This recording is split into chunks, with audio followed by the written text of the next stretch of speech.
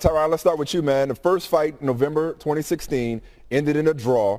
What are you going to do differently to make sure that that doesn't happen this time? You know, I'm just going to go out there and seize the moment a little bit more often. I had my moments in a fight where, you know, I did that fight and the damage where the referee wanted to get involved.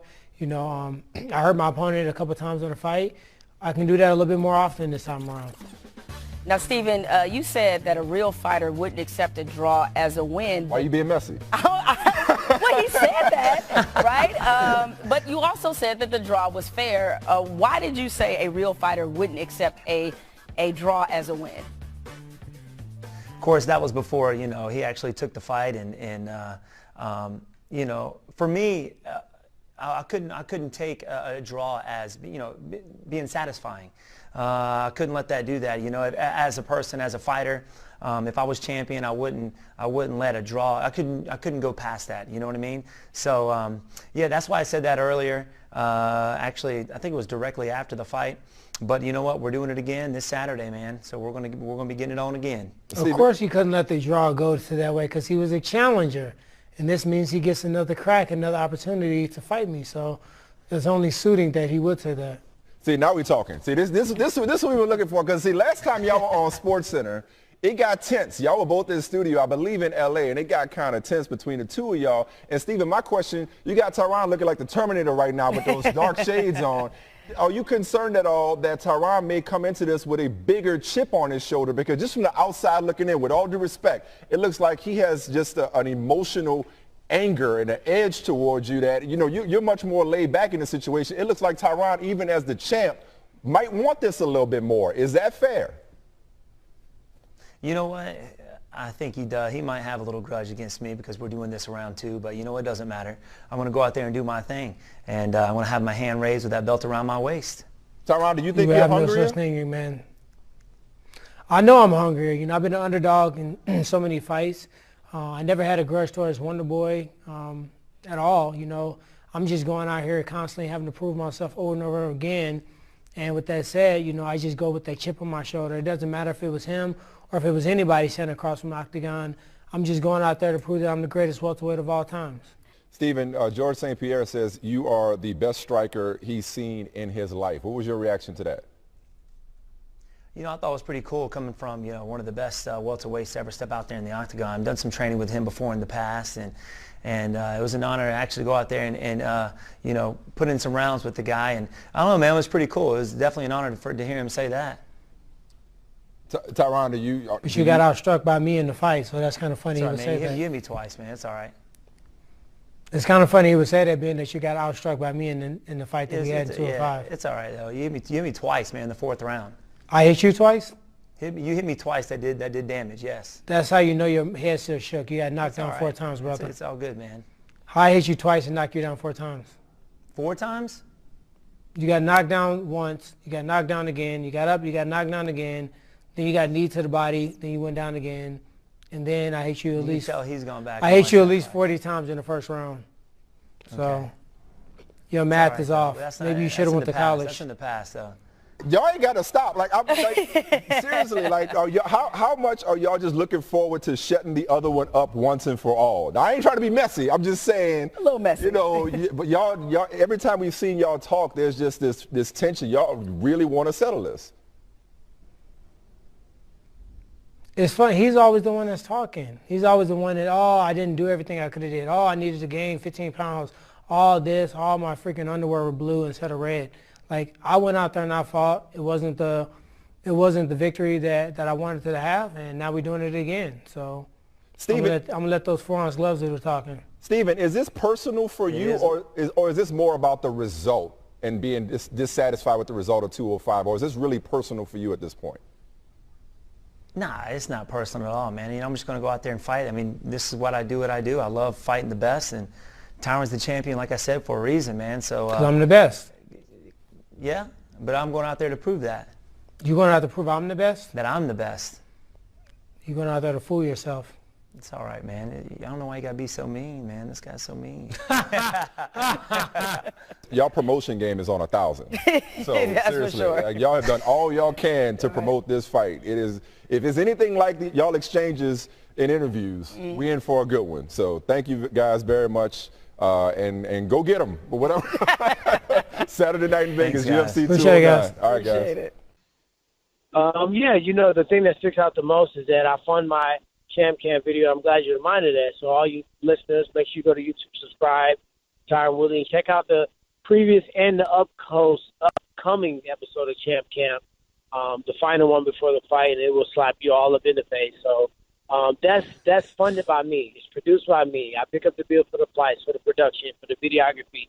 Nobody set me up to meet Ludacris, Snoop Dogg, Wiz Khalifa. All those things are done by myself. Nobody set me up with the EA Sport to play John Madden against Dak Prescott, Mike Evans, and Eric Berry. There's only 4 people total, and they chose to pick me. All those things are orchestrated and set up through myself or people within my network. So I feel like it's not, hey, look, things aren't that bad. I'm having to do it myself. No one's making these introductions and making these meetings or getting things set up for me. So with that said, you know, it's always been that way for me. I enjoy it.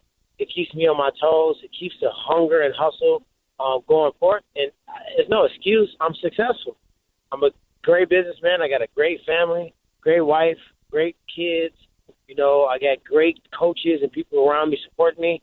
I'm not complaining by any means, but let's not get it twisted. I'm still out in these streets hitting the pavement. Tyron, you made a big splash in recent weeks. Your appearances on SportsCenter with Hannah Storm. You were on again today. For anybody that hasn't seen that, I'd encourage them to check out that video on ESPN.com. But the big theme was about you being very outspoken about race, about your treatment as champion. It's been talked about a lot. It became some headlines.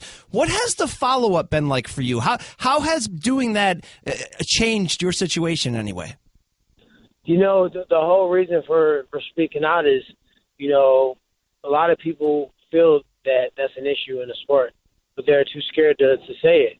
Many are champions. Many hit my DM up like it was going down in my DM because everybody, oh, my God, I've experienced this, and oh, my God, I can't believe you said it. It's so true, and, man, I'm so glad you spoke out, and I don't know how to deal with it, and I didn't have the courage to say anything. I'm talking about former, current, UFC, some champions, some guys, you know what I mean? Like, they just have came out the woodworks. And it was only to put the conversation on the table. It's only to make it where people can't sweep it under the rug and act like it doesn't, doesn't exist. And it also was to find a solution. It's not to complain. You know what I mean? It's not to, some people say, Tyron Woodley's are race baiting. How am I race baiting? How am I playing a race card? A race card says that someone of a different nationality has stopped me from becoming successful. Someone held me down and basically put so many obstacles where it prevented me from being successful. I'm a world champion.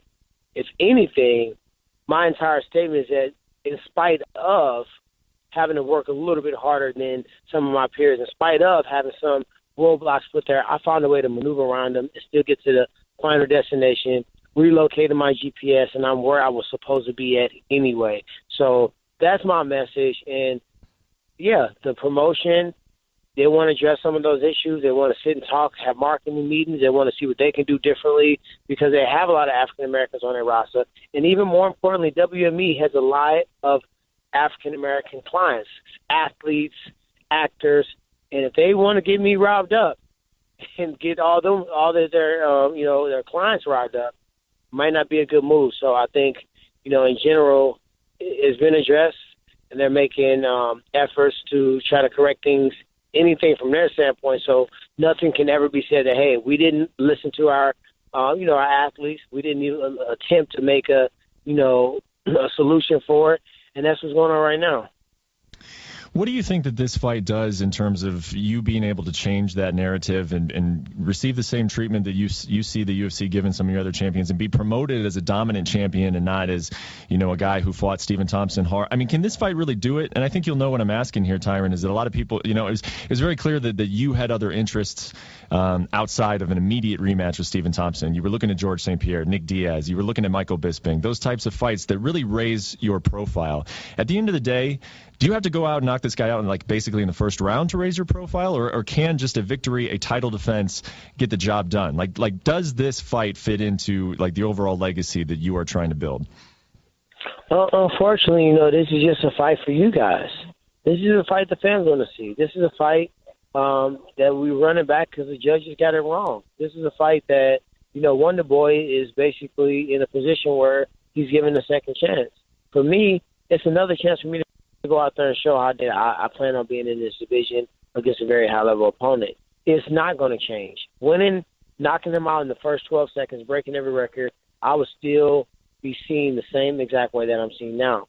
But the reason why I do my Champ Camp series on YouTube, the reason why I go out and I promote myself, the reason why I go out and I network, I mean, if you guys realize how many times I'm on a plane, just in general, and all of it is not the doings of the UFC. It's myself, seminars, camps, appearances, networking with other celebrities, doing things of that nature so I can raise my own profile. It's going to come a time when every welterweight is going to be ran through by me, and I'm going to have the strongest resume as far as entertainment, movies, commercials, television, celebrity networking, all the things I'm doing on the outside of the octagon, that is going to be undeniable that you have to give me my respect. And that's all that's going to happen. Do I think I'm overly deserving or people mistreating me and all this other stuff? Man, I can cry bloody murder all day, and at the end of the day, unless I win this fight, it doesn't matter. If I don't go out there and be Wonderboy, what I'm saying right now doesn't matter. What I said on the ESPN show with Kerry Champion won't matter. What I believe is going on in this sport won't matter. Nobody's going to care. I'm going to get pushed to the bottom of the deck, and then some people are going to be glad to hear me shut the hell up. So with that said, my focus is going out there and just doing what I do best, man. Being explosive, being dominant, and putting people away. Huh.